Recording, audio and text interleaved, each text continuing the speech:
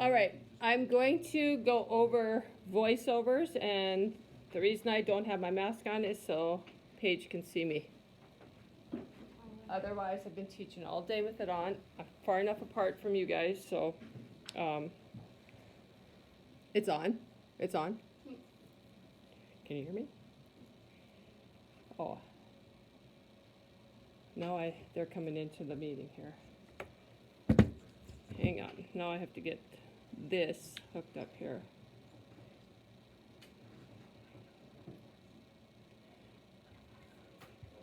All right, so what I'm going to talk about a little bit today is the voiceovers. And the voiceovers are the connection between your video that you have and your interviews, that dead space in there that you need a little bit more explanation, because sometimes you have somebody that interviews and they don't say, well, the best thing about my job is this. Instead, they say, I like to do this, this, and this. Okay, so there's going to be a difference in your interview. So sometimes there's some really good stuff that you want to use, but there's no explanation for it. So for example, we looked at this one before. We're going to take a look at a couple of things here, and we'll show you the opportunity to learn about the world of broadcasting.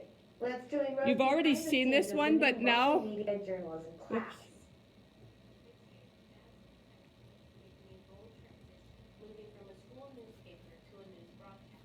I'm really excited for this. Okay. What the heck? Okay. So you heard how she talked into she kind of explained what it was all about, and led into it. That we're taking because I think it's going to be a really valuable tool for us to be making sure that we are staying with. I know what's wrong. To get our news out to our viewers in the way that they are used to now. It's a combination. This transition requires a variety of skills from a diverse group of students. If you have those types of kids. Okay, so, oops. Did you hear how she talked about the transition in between? Those are your voiceovers, okay? And there's do's and don'ts in all of them, okay? And get in front of the camera, and then you have those workers and the writers and the producers. She did a pretty good job here. You have a lot of worker bees. It's going to be a good product no matter what. The students and administrators Here's another one. are eager to see what is in store for this class. Everyone has a lot of ideas. Everyone seems pretty eager to do it, and I think this year. Our goal is to have the best digital broadcasting class and the best. Okay, so that's some examples you can see from when the interview to the next segment happens. I have a few of them here we're going to go through just so you kind of get the hang of what they are. I think it's at 450 here. A fellow Highliner is exploring his passion of taxidermy, one animal at a time. Mackenzie That's the internet. That's not there. Logan Erlinson, a senior at VCA Best, has always had an interest for taxidermy. Well, Okay, see how she led into the story. oh, I guess it's just been something I wanted to do ever since I was little. I've just seen the stuff up on the wall that people had shot and put on the wall, and I just thought it was kind of cool. He recently got the opportunity to practice at a camp in Idaho. It really came out of nowhere. My mom. Okay, did you see how she did that? He recently went to a camp in Idaho because he didn't say anything about that before. When I went to a camp or that camp came up, okay, so she led in with a little statement. You won't know your voiceovers until you put your video all together. You have your interviews in there. Okay, so you really can't plan for voiceovers until you get your whole video together, and then you need to see what needs a little bit more explanation to it. Talking to some people at work or whatever, and she came across this guy in Idaho and said he was #1 in the nation. Sculpting, painting, and Place to hide This on is really while crappy. you're sewing, and then there's a lot of detail on the ears and the eyes, and you gotta be very focused if you're doing the nose and all that stuff. So, and you gotta pretty much build the whole thing yourself with wires and foam, and it really hit when I got to experience that camp in Idaho.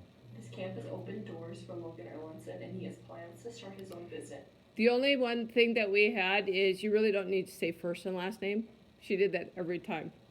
But again, you can see how the voiceovers helps transition from his interview to the pictures that she had.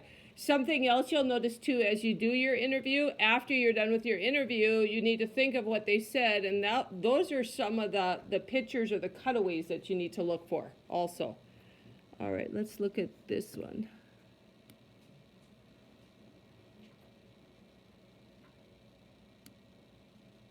This entry into this one, this is probably one of my favorite B-rolls. It's no voice, no nothing, but just listen to it. Play the game. Just the sound of the tennis ball. Reese, Hunter, and Luther asked player Riley Miller and coach Matt Nielsen. Okay, that's one of the worst things to say. That's not a good thing. They asked so-and-so. Well, it's obvious. If you're interviewing somebody, you're asking them, right? Okay, so we don't want those voiceovers like, we asked so-and-so something and this is what she said. Okay, that's like Captain Obvious. It's just, that's what's happening.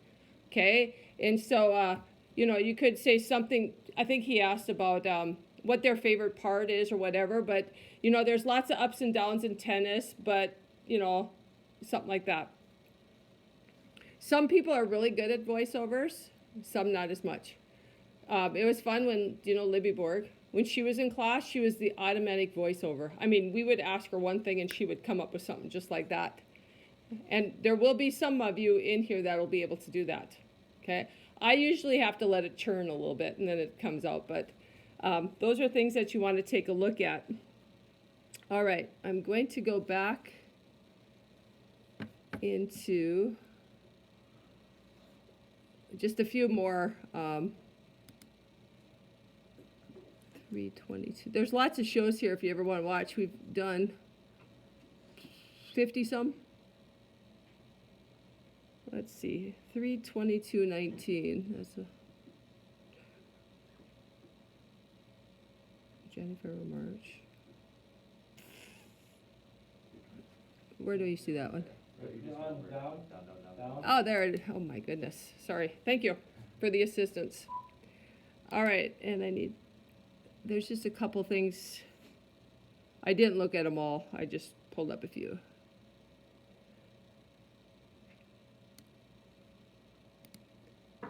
Head up to Jefferson Elementary School to see what happens when one second grade student swaps places with their teacher.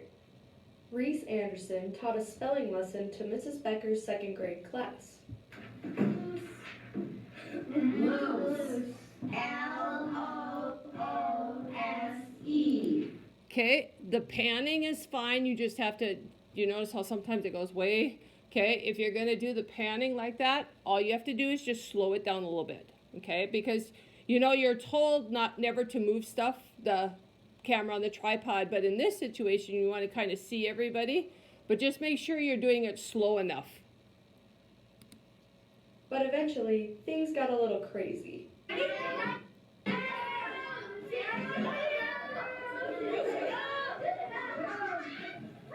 Okay, did you catch that? Jump cut? Eventually, things got a little crazy.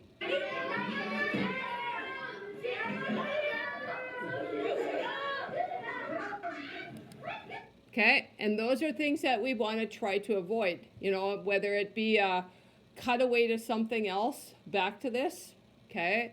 You just gotta, because all of a sudden she just appears again. Whoo, magic, okay? Let's just look a little bit more at this one. This one's kind of fun, but. It was very hard to concentrate because everything was going on around me. I was trying to write really good sentences and it didn't work out for me very well. When you are sitting there trying to do your schoolwork, you really... Again, when she did this, she was recording it all by herself. So sometimes it gets a little bit more challenged. Rule of third, is it here? Nope, she was just trying to get Mrs. Becker. If you're ever trying to interview her, she never sits still. She's a very busy body. She moves all over the place. But again, it's a little bit more challenging when you're by yourself and you have an individual that moves a lot. So I think she put it right in the middle so she wouldn't miss her. have to block out all that other noise, because as soon as I saw Reese dealing with Mason, I stopped writing my sentences. Or when I saw, yeah, so. No, it's hard. Everyone yelling. Yeah. Can you tell it wasn't put on a tripod? Can you see that a little bit? Okay, and you guys are trained to see that. A lot of people would not even notice just that little bit of jiggle that's with it. Okay, but doing elementary stories are fun. They're good. They're good at it. Except you get a lot of people that wave. You know, a lot of kids that wave, and okay, but really good. Okay, there's one more I'm going to take you to.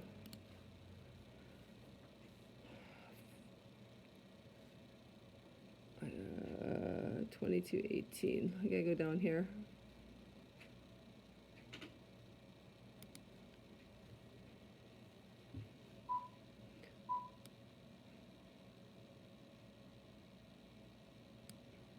Be mindful of what we are putting in our ears, and more importantly, how loud it is.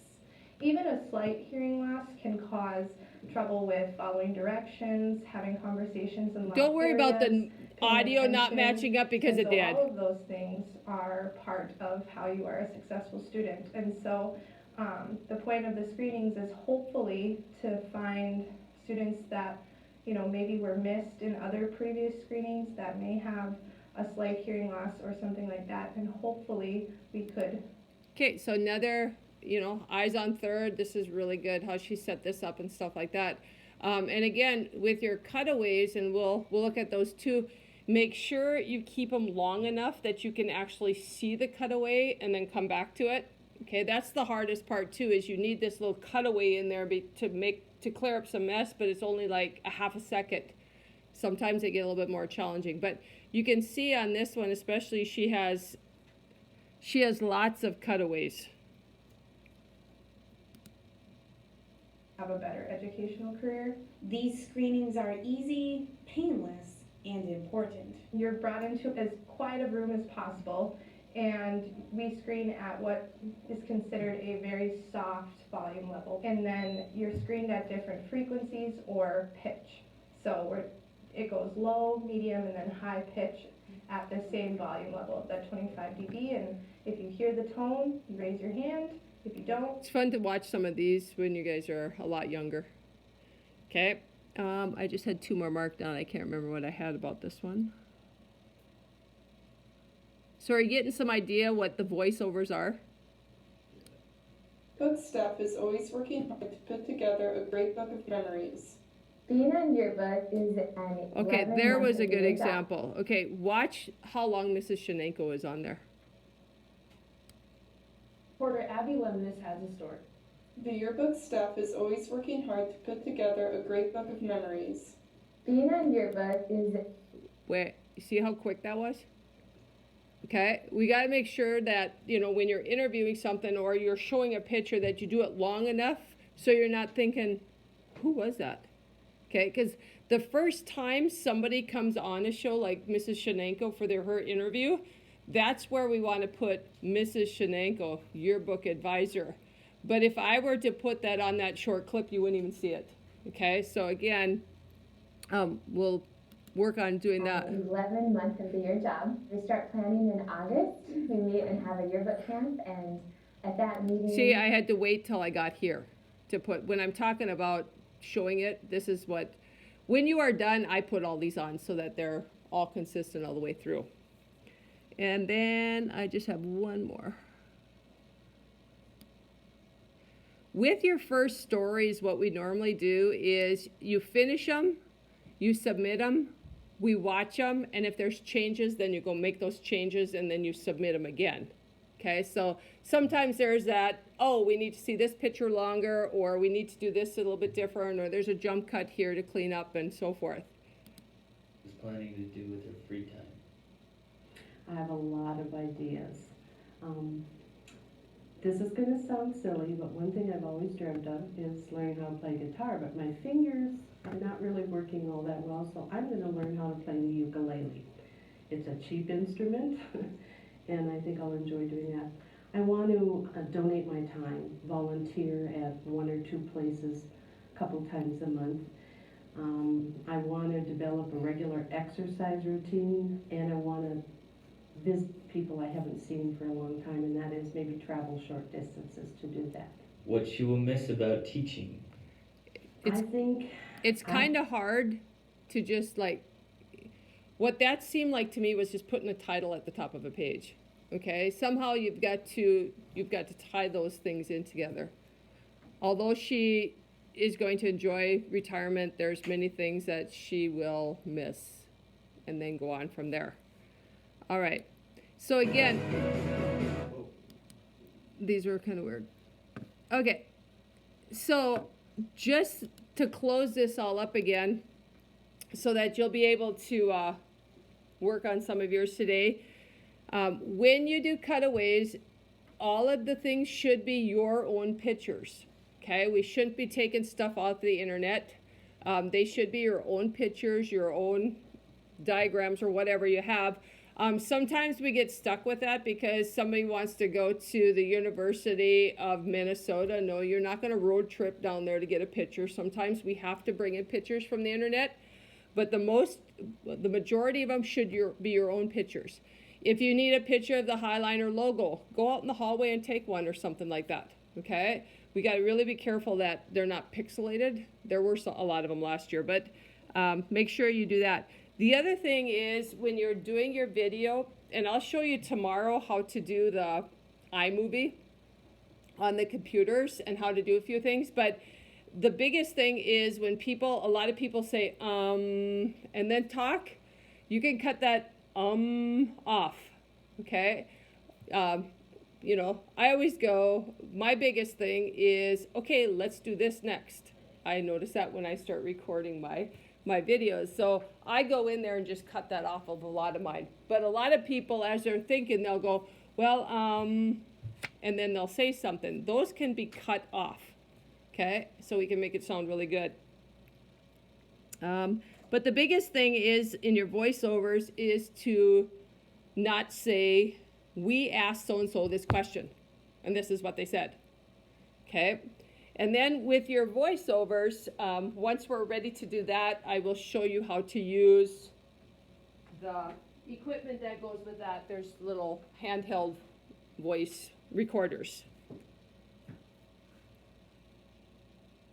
Any questions on those? We're good? All right, so that gives you a lot to think about.